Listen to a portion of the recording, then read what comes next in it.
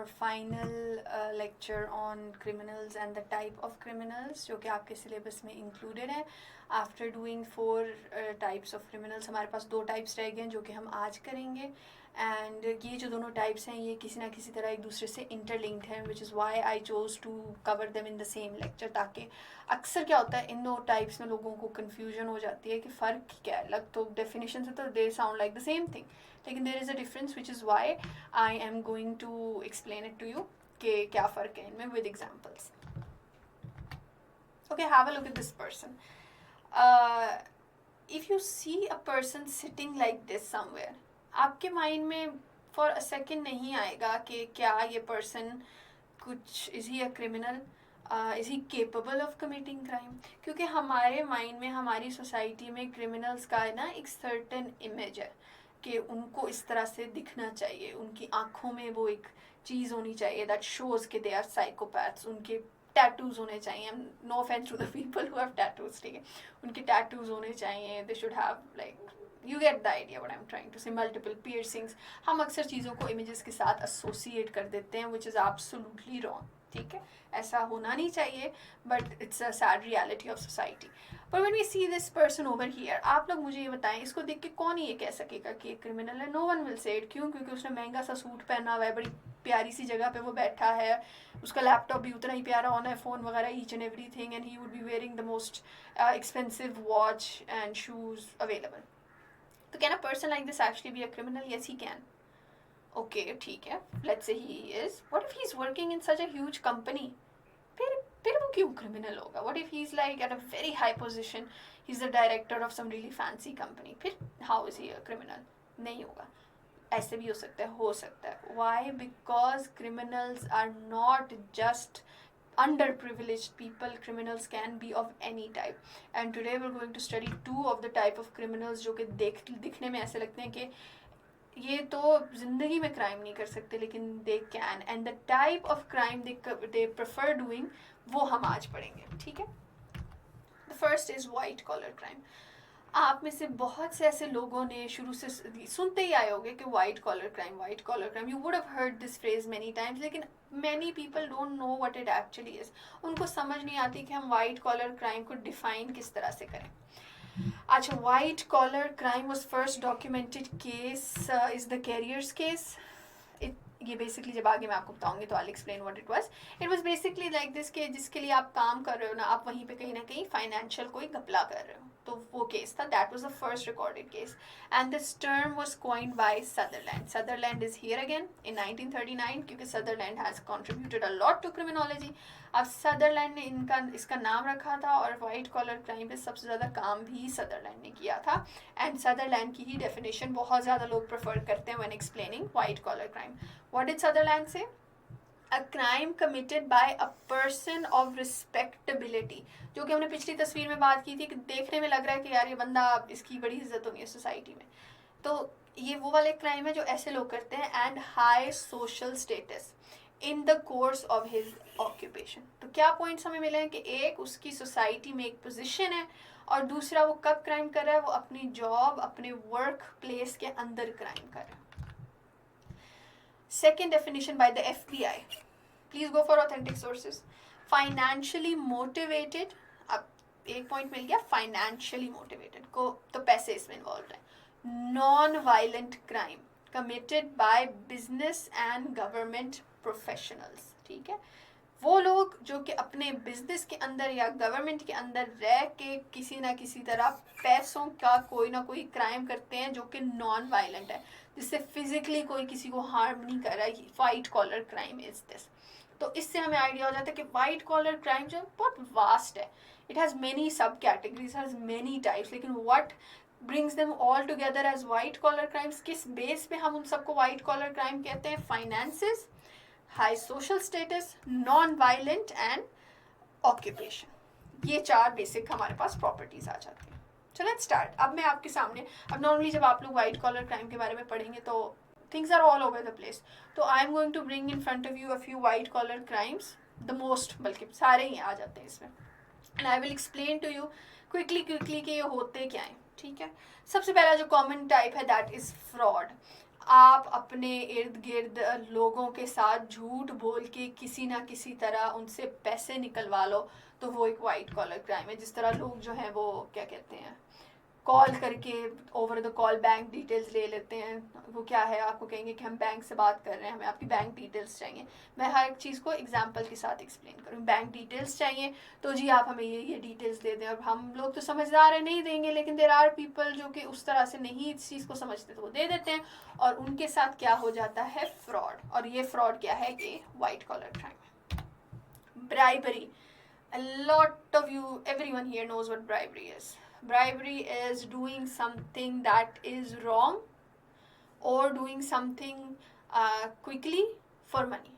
कोई भी काम है, आप 10 लोग हैं, 10 लोगों में से जो सबसे एंड जिसकी बारी आ रही है, आप उसका काम पहले कर लो। क्यों? क्योंकि वो आपको पैसे दे रहा है।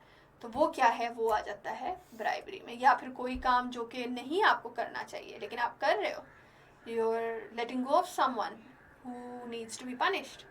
तो why, because you being paid for it. तो फिर वो क्या है, वो भी ब्राइबरी है।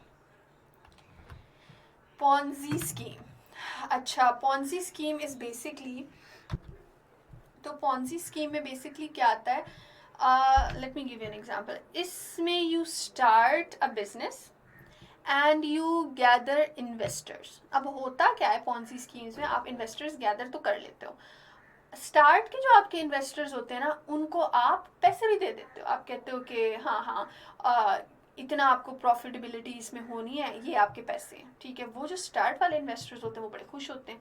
वो क्या करते हैं, वो आगे उस चीज़ को फैला देते हैं। उनको देखा देखी और लोग इन्वेस्ट करते जाते हैं कि यार ये तो बड़ा अच्छा बिजनेस है, इसमें तो बड़े पैसे हो रहे हैं। तो इवेंचुअली इस तरह करते करते एक पॉइंट ऐसा आता है when they have tons of investors. और फिर जो पॉन्जी स्कीम वाले लोग होते हैं, जो ये वाला वाइट कॉलर क्राइम करते हैं, वो क्या करते हैं, at moments like that they run away with the money.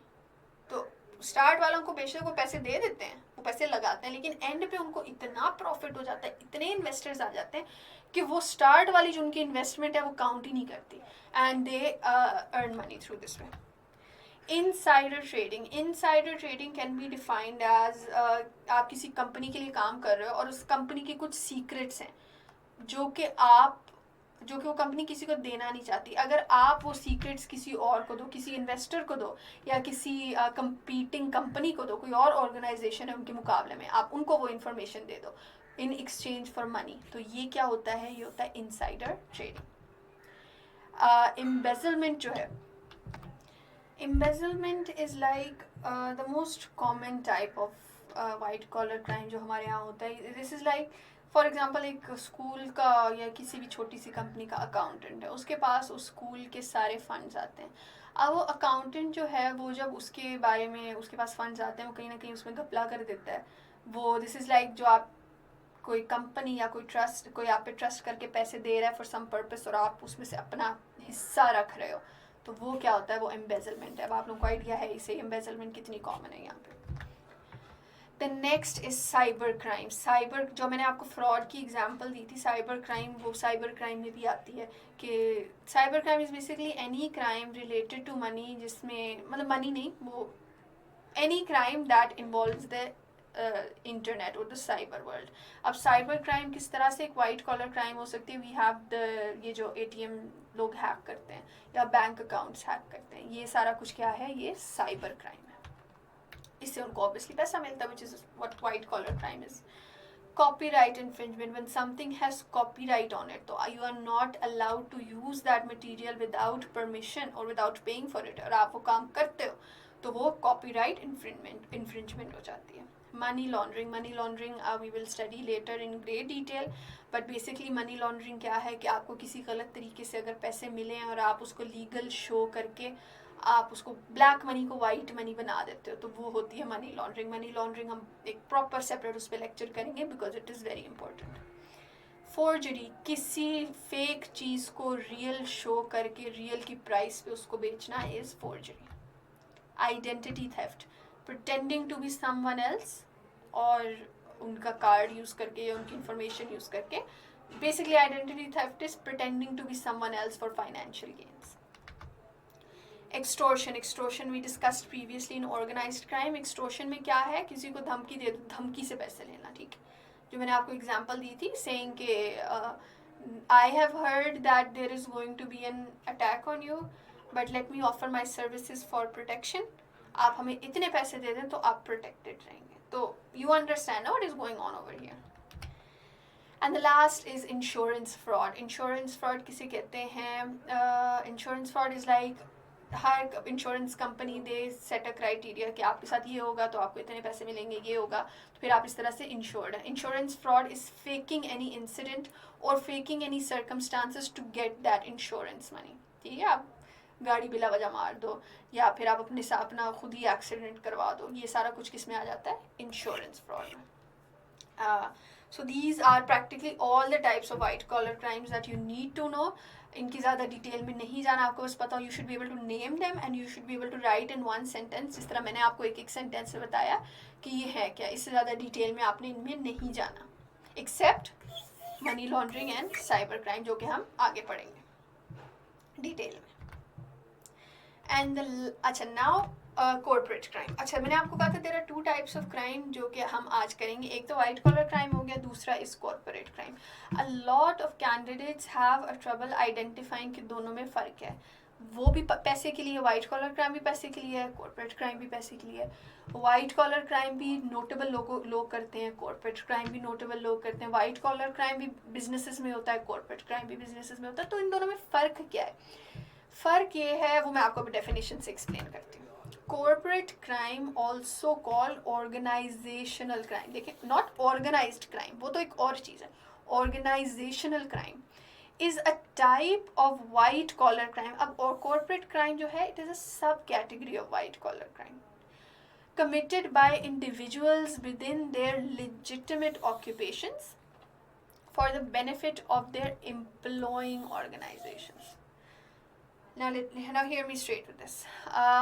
ये वो वाला वाइट कॉलर क्राइम है जो एक एम्प्लॉई करता है जिसको डायरेक्ट बेनिफिट नहीं है. For example, I work for a company. मेरा जो बॉस है, he is making me do something illegal for financial gains, और उस फाइनेंशियल गेन का मुझे फ़ायदा नहीं होता. देखिए, जो पिछली मैंने आपको टाइप्स बताई थी उसमें करने वाले बंदे को डायरेक्ट फ़ायदा होता है. इसमें जो है करने वाले बंदे को फ़ायदा नहीं होता. इसमें उस कंपनी को, उस ऑर्गेनाइजेशन को, उस कॉर्पोरेट को, कॉर्पोरेशन को फ़ायदा होता है. मुझे डायरेक्टली नहीं होगा. तो मैं क्या करती हूँ? मैं वो इलीगल काम करती हूँ, लेकिन किसके लिए करती हूँ? अपने बॉस या अपने ऑर्गेनाइजेशन के लिए करती हूँ, और उसका फ़ायदा भी किसको होना है? उसी को होना है. अब इस तरह के क्राइम्स में इशू पता है क्या आता है? जो कॉर्पोरेट क्राइम करते हैं, they don't feel like they are doing something wrong. उनको एक सेकंड के लिए ये फील नहीं होता कि वो क्रिमिनल्स हैं. वो सोचते हैं कि यार हम कौन सा अपने लिए कुछ करें, तो it's a part of the job. तो कॉर्पोरेट क्राइम और वाइट कॉलर क्राइम में यही फ़र्क होता है.